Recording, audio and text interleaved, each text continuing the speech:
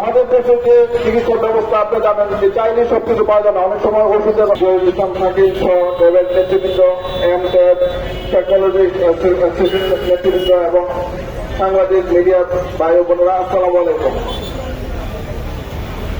আমরা প্রায় দেখি যে কোনো রোগী যদি হাসপাতালে মারা যায় অথবা যদি মারা গেলে ভুল চিকিৎসার যে নেওয়া আসা হয় ব্লেমটা ডাক্তারদের উপরে, আসলে এই জিনিসটা আমাদের যারা জনগণ আছেন এবং যারা আপনারা মিডিয়া আছেন এই জিনিসটা বোঝান যে এই যারা চিকিৎসা নিতে আসে এরা তো আমাদেরই আত্মীয় স্বজন, আমাদেরই ভাই। আমরা ডাক্তার যারা চিকিৎসা নিতে আসেন রোগী সবাই তো আমরা এদের নাগরিক। আমারও আত্মীয় স্বজন আপনারা আবার আপনাদের আত্মীয় স্বজন ডাক্তাররা আছে। কোনো ডাক্তারই তো চায় না যে একজন রোগী মারা যাক, এটা কোনো ডাক্তারই চায় না।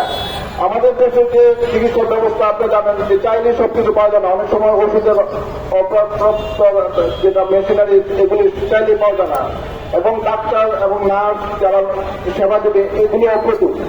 একজন ডাক্তার আপনার আউটডোরে যখন দেখেন বিভিন্ন হাসপাতালে একজন ডাক্তারকে 4 ঘন্টায় 5 ঘন্টায় 200, 250, 300 রুপে দেখতে হয়। সুতরাং যদি আপনারা যদি বলেন যে কেন ডাক্তার পর্যাপ্ত সময় দেয় না, কেন ওষুধ পায় না, এগুলিতে আসলে শুধু ডাক্তারের দোষ না, এটার সাথে আপনার পুরো সিস্টেমের সমস্যা। সুতরাং সবগুলি যদি অ্যারেঞ্জ করে ডাক্তারকে দিয়ে দেওয়া হয় তাহলে অবশ্যই আপনারা ভালো সেবা পাবেন। তো সুতরাং একটা রোগীর আর সব রোগী সবসময় একবারে অসুস্থ, অনেক সময় একটা শেষ অবস্থা আছে, তো সেটা মৃত্যুর জন্য তো আপনার ডাক্তার দেয় না।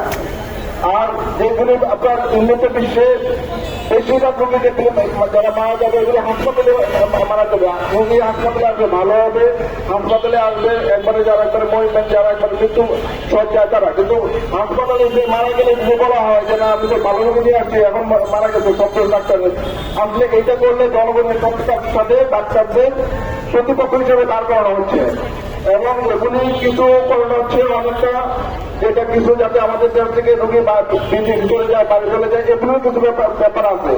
সুতরাং আপনারা মিডিয়া যারা আছেন আপনাদের কাছে যে জনগণ ডাক্তার এরা একে অপরের শত্রু না, ডাক্তাররা রোগী মারার জন্য চিকিৎসা করে না, এইটা আপনাদের কিছু অবদান আছে। তো বাংলাদেশ জোনাল অ্যাসোসিয়েশনের পক্ষ থেকে আমি যে শহীদ থেকে আমাদের ডাক্তার নাসিরের উপর যে ডাক্তার জনাব হামলা হয়েছে সে এখন আইসিইউতে ভর্তি আছে, এই ঘটনার তীব্র নিন্দা জানাচ্ছি এবং যাতে এটার বিচার হয়, বিচার না হলে আপনি এগুলো নিয়ে বাড়তেই থাকে এবং এদের যারা একসাথে জড়িত এদের দৃষ্টান্তমূলক শাস্তি দাবি করতেছি। বর্তমান আমাদের সরকারের কাছে বর্তমান প্রধানমন্ত্রী জনাব তারেক রহমান আমাদের